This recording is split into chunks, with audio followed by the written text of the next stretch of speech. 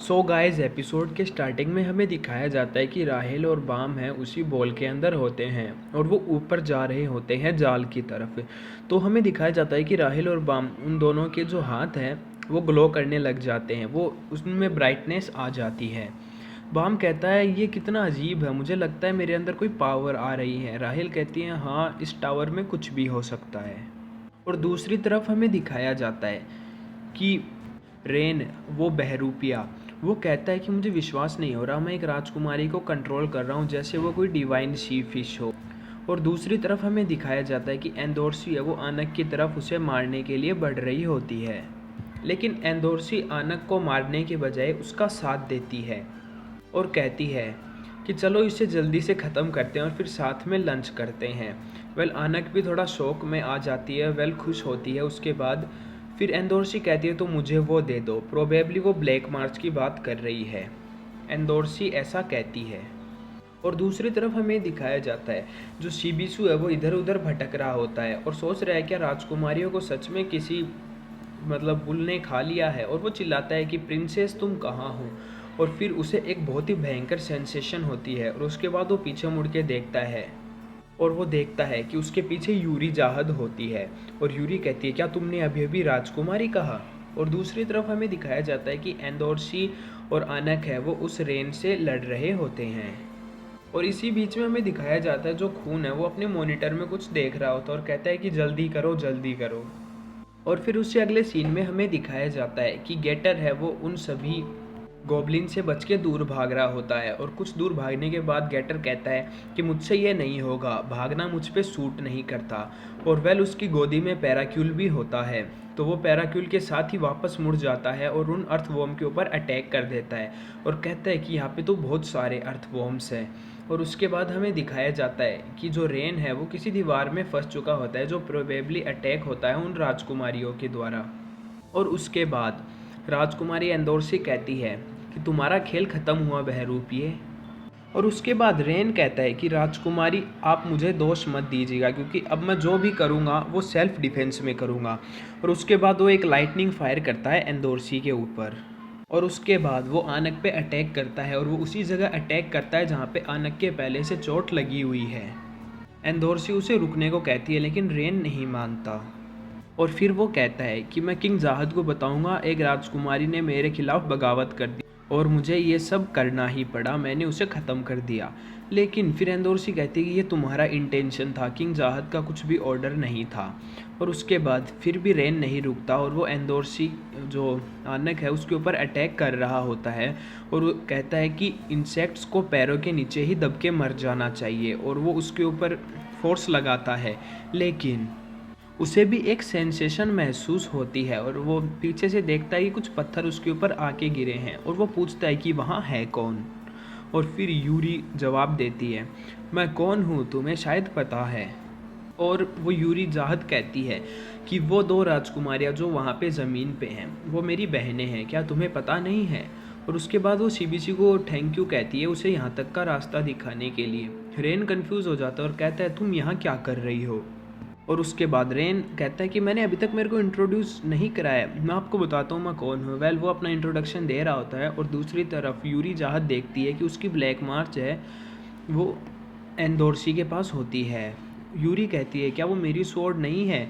और उसके बाद वो रेन कहता है कि मैं किंग जाहद के ऑर्डर पर जितने भी 13 मंथ सीरीज़ ये स्वॉर्ड्स हैं मैं उन्हें इकट्ठा करके वापस ले जाने आया हूँ। यूरी जाहद कहती है तुम यहाँ से बाहर निकल जाओ, मैं ये अपने आप ही ये काम कर लूँगी, चलो फूटो यहाँ से। और उससे अगले सीन में हमें दिखाया जाता है कि गेटर है वो उन सभी से लड़ रहा होता है और पैराक्यूल बहुत टेंशन में आ जाता है। बहुत सारे जितने भी ये गॉब्लिन्स हैं वो उनके ऊपर अटैक कर देते हैं। पैराक्यूल कहता है कि मैं मरना नहीं चाहता और पैराक्यूल अपनी आंखें बंद कर लेता है और वो जैसे ही आंखें खोलता है वो देखता है कि वो सभी हवा में होते हैं। पैराक्यूल सोचता है शायद मैं इतना ताकतवर हूँ, मेरे पास ये पावर है। हेड्स कहता है गधे तेरे पीछे देख वहाँ कौन है। और फिर हमें दिखाया जाता है कि लोरे अपने सिंसू से उनको हवा में ले आया और दूसरी तरफ खून है उसको भी थोड़ा सुकून मिलता है। और अगले सीन में हमें दिखाया जाता है कि रेन है वो कहता है कि किंग जाहद बहुत नाराज़ होंगे जब उन्हें पता चलेगा एक प्रिंसेस है वो गद्दारों की हेल्प कर रही है। और उसके बाद यूरी जहाज कहती है, मैं ऐसा समझना तो नहीं चाहती, लेकिन क्या तुम मुझे थ्रीट दे रहे हो? और उसके बाद उसका जो पावर होता है, उसकी जो सेंसेशन होती है, उससे ज़मीन के अंदर भी खड्डा हो जाता है। उसके बाद यूरी जहाज कहती है, मैं तुम्हें एक बार और वार्निंग दे रही हूँ, यहाँ से चले जाओ वरना मैं तुम्हें मार दूँगी। उसके बाद रेन कहता है, आप मेरी तरफ ऐसे क्यों देख रहे हैं? आप ऐसे कैसे बात कर सकते हैं मुझसे? और जैसे तुम मेरी तरफ देखती हो, मेरे अंदर बहुत ही खतरनाक सेंसेशन होता है, तुम मुझे ऐसा देखना बंद करो। और उसके बाद उसके अंदर से मतलब कई मॉन्स्टर निकलते हैं और वो यूरी जहाज के ऊपर डायरेक्ट अटैक कर देते हैं। रेन है अपने आप को मतलब शांत कर रहा होता है, खुशी में होता है, और वो आंखें बंद कर लेता है। और जैसे ही वो आंखें खोलता है, हमें दिखाया जाता है कि यूरी जहाज पे एक भी खरोच नहीं आई है, और यूरी को छोड़ के उसके पीछे एकदम से ब्लड है वो स्प्रेड हो चुका है, जैसे कोई ब्लड की बाढ़ आई हो, जैसे कोई फ्लड आया हो। और यूरी कहती है, क्या तुम्हारा हो गया? और उसके बाद वो उसके पास जाती है और कहती है, बस ध्यान रखना मैं ये सब सेल्फ डिफेंस में कर रही हूँ। और उसके बाद यूरी है वो एक अपनी फिंगर टच करती है उसके ऊपर, और एक बहुत बड़ा एक्सप्लोजन या धमाका जैसा होता है, और उसकी वेव्स बहुत खतरनाक निकलती हैं। और अगले सीन में हमें दिखाया जाता है, राहेल को टेंशन में देख के बाम कहता है कि राहेल अब तुम कोई टेंशन मत लो, अब चाहे कुछ भी हो मैं तुम्हें टावर के टॉप पे ज़रूर पहुंचा दूंगा। और अगले सीन में दिखाया जाता है कि रेन बहुत थक चुका होता है और इधर उधर भाग रहा होता है। यूरी कहती है, तुम बार बार डोज क्यों कर रहे हो, क्या तुम डर चुके हो? आनक कहती है, ये एक रैंकर प्रिंसेस है, यह बहुत स्ट्रॉन्ग है। और उसके बाद हमें दिखाया जाता है कि बैटल ग्राउंड पे जहाँ पे स्पीयरर्स होते हैं, वहाँ पे पैराक्यूल देखता है और कहता है, ये कैसे हो सकता है? और फिर हमें दिखाया जाता है कि अर्थ वोम है, उसके अंदर से बहुत सारे पिग्स निकल रहे होते हैं, अर्थ पिग्स, जो कि उनके दुश्मन होते हैं। और वो उन सभी के साथ अर्थ पिग हैं, वो गोबलिन्स और उनके अर्थ वोम उनके साथ फाइट करने लग जाते हैं। और उसके बाद हेड्स कहता है, शायद उस ईयरिंग, मेरा मतलब खून ने ही ऐसा कुछ किया होगा। और उसके बाद पीछे नारायण होती है, वो कहती है, हाँ आपने सही समझा, ये सब खून का ही प्लान था। और फिर नारायण उन्हें समझाती है कि हमें पता चलता है कि जो ये रास्ता है उसके नीचे एक अंडरग्राउंड टनल है, जिसके अंदर से नेट डॉल्फिन्स है वो पानी के अंदर जाती है। तो प्रोबेबली जो अर्थ पिग है वो भी उसी रास्ते को चूज़ करेंगे और उसके अंदर से ही जाएंगे। इन्हें प्रोबेबली वो जो डिवाइन सी फिश थी जो कि नाराय के पास है, उससे उन्हें इस टनल के बारे में पता चल गया होगा।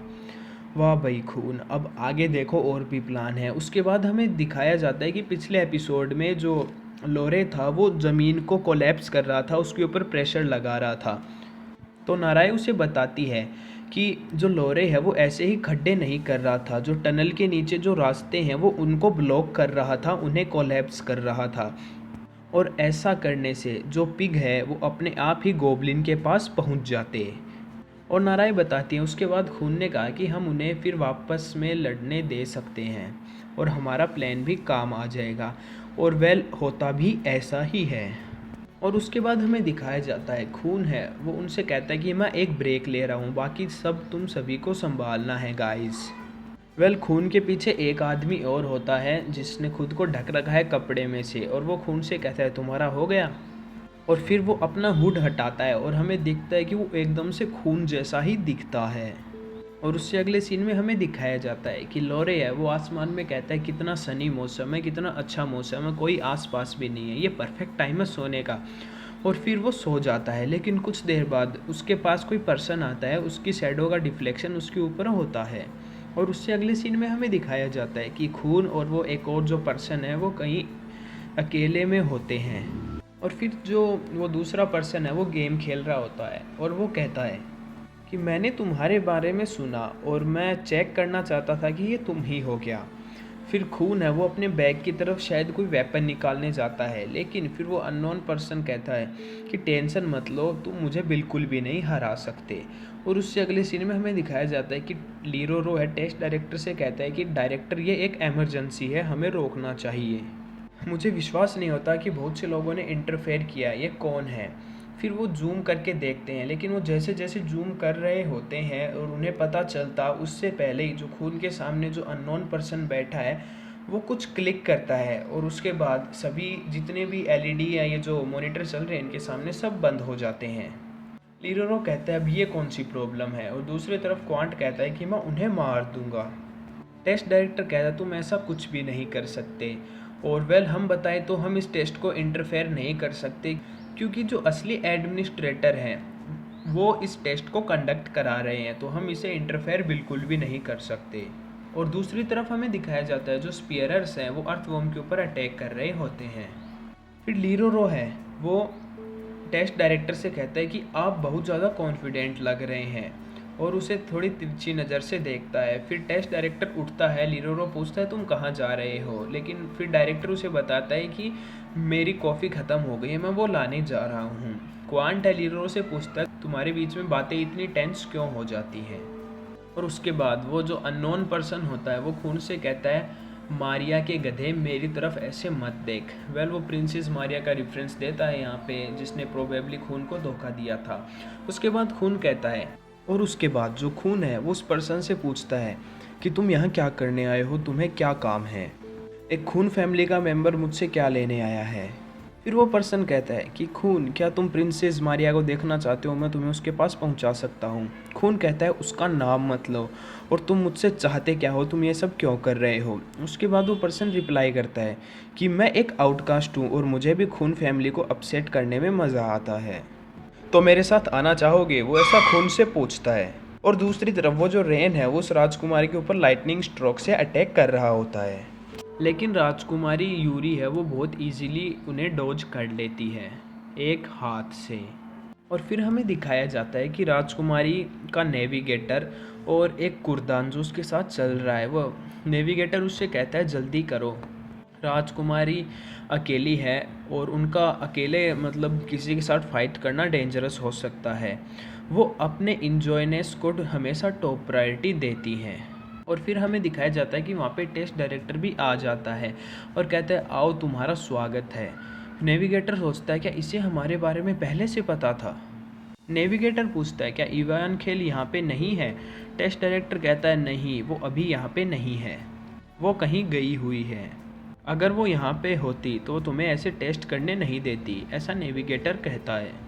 और फिर नेविगेटर कहता है कि मेरे हिसाब से तुम्हें पक्का पता होगा कि जाहद का असैसिन ऑलरेडी इस एरिया में आ चुका है। और इसी बीच हमें दिखाया जाता है जो यूरी है वो रेन को बहुत ही बुरी तरीके से मार रही होती है। वह जाहद का असैसिन, वेल ये प्रोबेबली रेन के लिए ही है बात।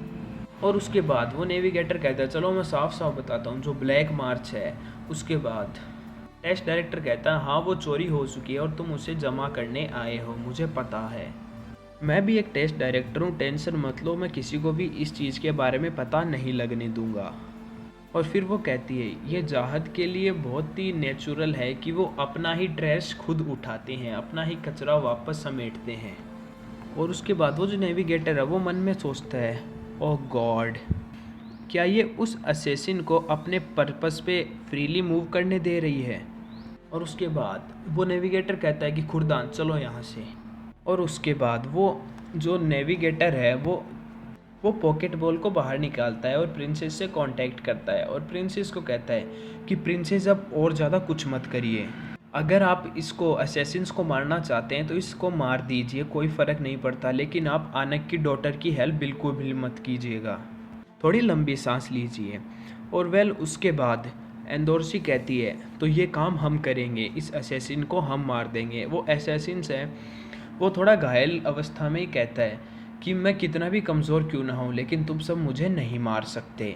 फिर एंडोर्सी कहती है चुप हो जाओ, और वो कहती है अगर अपने फ्रेंड की मदद करना कोई विद्रोह है तो मैं एक ट्रेटर हूँ, मैं विद्रोही हूँ, मैं ये घोषित करती हूँ।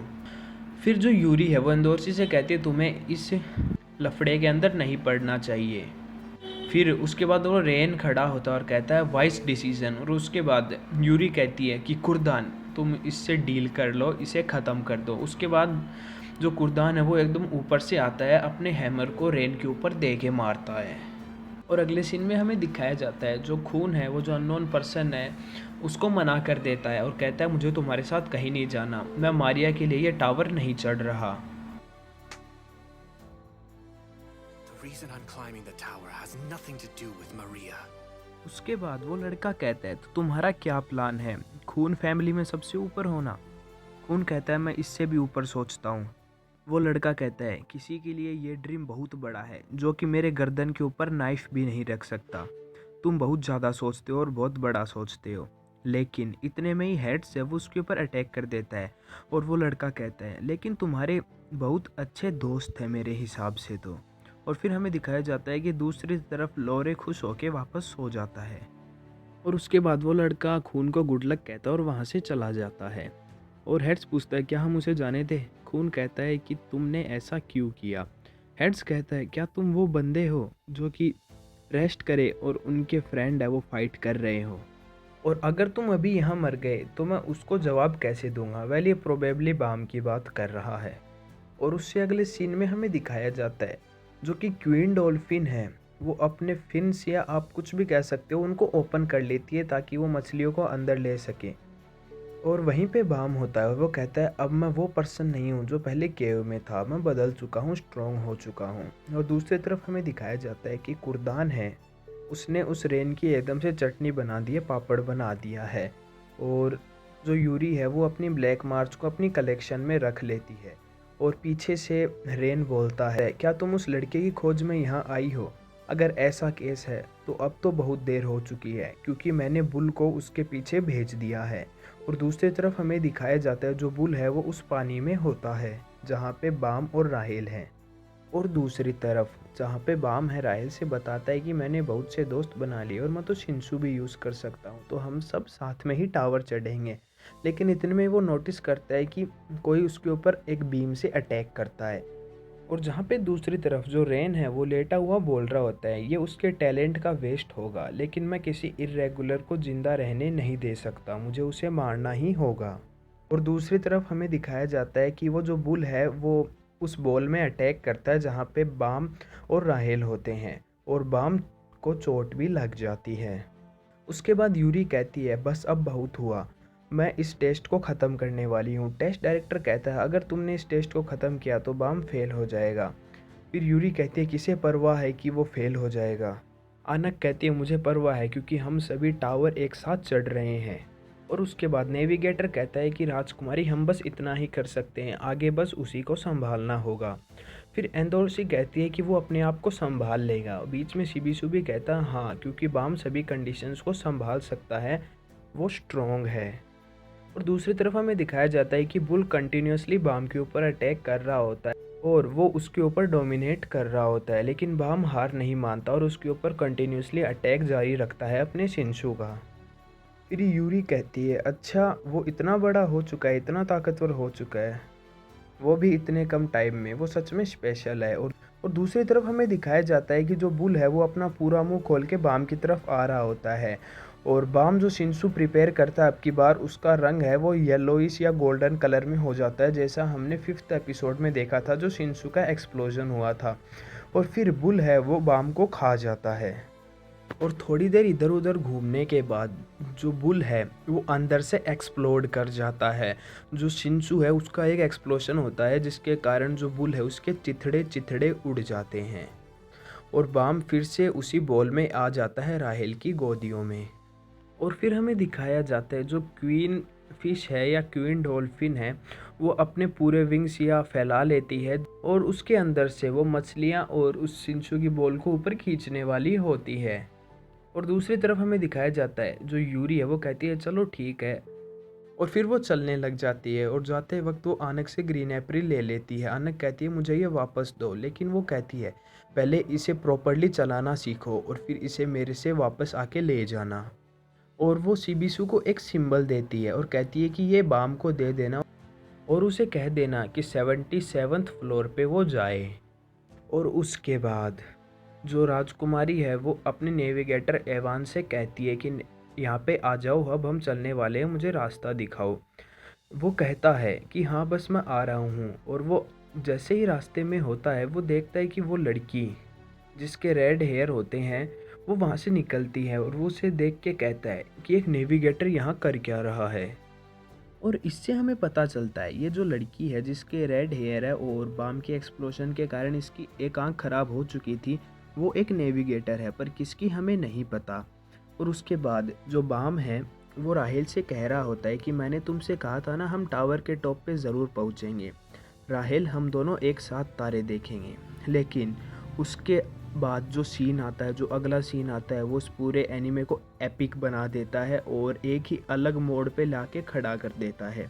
वो होता है कि राहेल है वो अपनी कुर्सी से खड़ी होती है और बाम को धक्का दे देती है, जिससे बाम है वो नीचे गिरता है। और बाम के जो एक्सप्रेशन है शायद मैं भी आपको नहीं बता पाऊँगा। और एनिमे में जो इस टाइम जो सॉन्ग चल रहा होता है वो भाई इनक्रेडिबल होता है।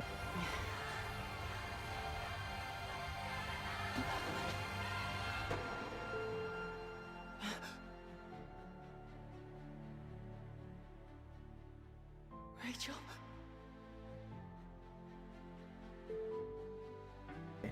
और गाइज इसी एपिसोड के एंडिंग में सभी कैरेक्टर्स को फिर से दिखाया जाता है। You're moving so fast, leaving me behind. Give me an hour, that's all I need. It's now or never, I'm running out of time. The seconds are relentless, I'm happy to stick it flying by. Stuck you in the desert, I feel like I'm in a और जो test director है वो हंसता हुआ दिखाया जाता है। और फिर बाम नीचे गिर रहा होता है पानी के अंदर, और उसी के साथ ये जो एपिसोड है वो भी यहीं पे ख़त्म हो जाता है। आई होप आप लोगों को ये एपिसोड अच्छा लगा हो। अच्छा लगा हो तो वीडियो को लाइक ज़रूर कर देना और जो चैनल है उसको सब्सक्राइब कर देना। और गाइज़ यार थोड़ा सपोर्ट दिखाओ। और मैं भी मानता हूँ वीडियो बहुत लेट था, लेकिन फिर भी मुझे आपके सपोर्ट की बहुत ज़्यादा ज़रूरत है।